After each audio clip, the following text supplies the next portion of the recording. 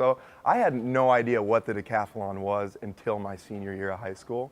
So once the college coaches started approaching me with it, you know, it was kind of like it started to become a reality that this is what I could be good at, especially, you know, wanting to do a bunch of different aspects of sports. And so I did not watch the Dan and Dave commercials growing up, but I've seen him. He showed just about all of them at the banquet. They're funny. They're really good. And I came in 4th at Olympic trials, and they take top 3. So failure is definitely, I mean, some people could look at that and they're like, oh, you came in 4th at trials, like that's incredible. But for me and my personal goals, I would consider that a failure just because of, you know, there's certain things I could have done differently. There's more work I could have put in. I could have disciplined my mind a little better. So, you know, that's just for him to come here and talk about failure and overcoming it and just seeing the success that he ended up coming out with is just, it's just a great thing to listen to and a great thing to model my career after. So, you know, a lot of people say, you know, the greatest athletes in the world, basketball, football players, just because they're in the public eye, and it's just what people see. And, you know, little kids growing up, that's what they grow up watching.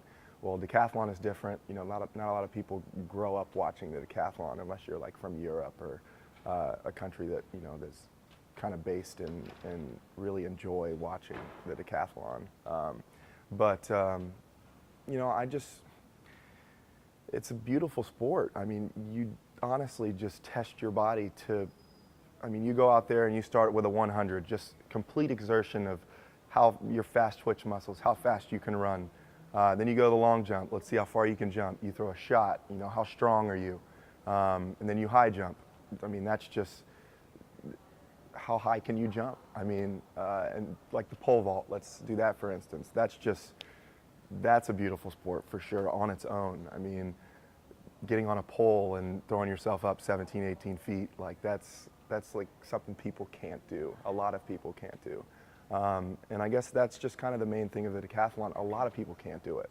And so that's maybe why it's not as popular as you know, let's say a football or a basketball where you could pick that up and you know, go play with your friends. Well, you can't go do a decathlon with your friends and do all 10 events and want to run like a mile or a 400.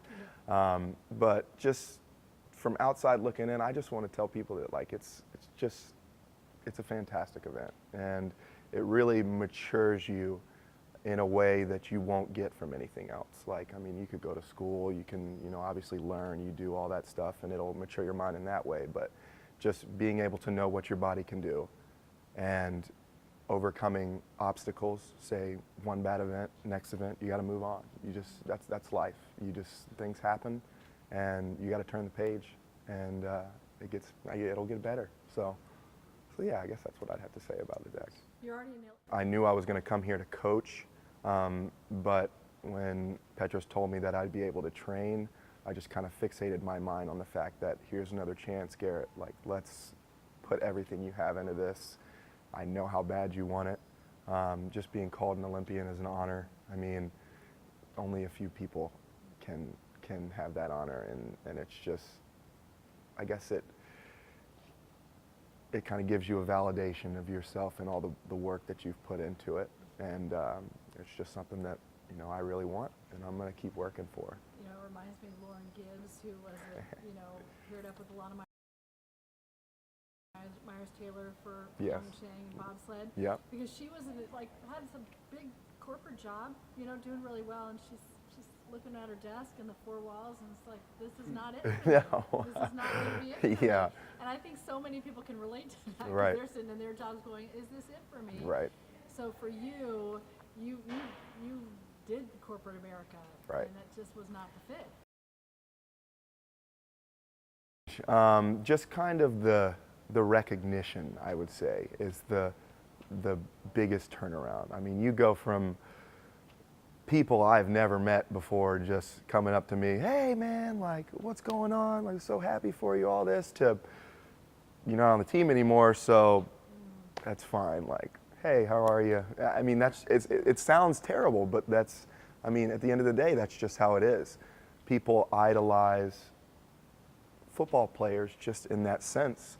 And I guess going back to, with financial planning, obviously my clients would love to hear about my stories because they connected with me on a different level than just someone coming up to me and saying hello to me. So I would say that's the biggest change would be recognition.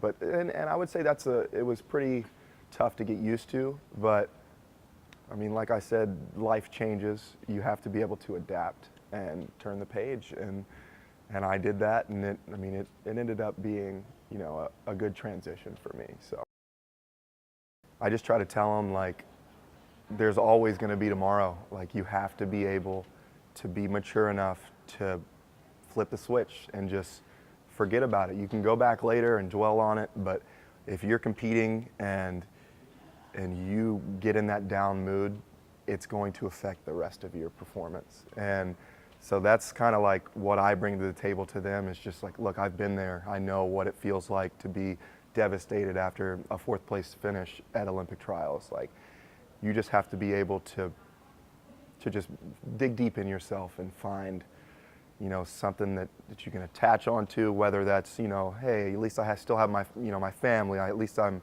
still an elite athlete. Something to just turn that page and just not let it affect you as much as you want it to. So yeah.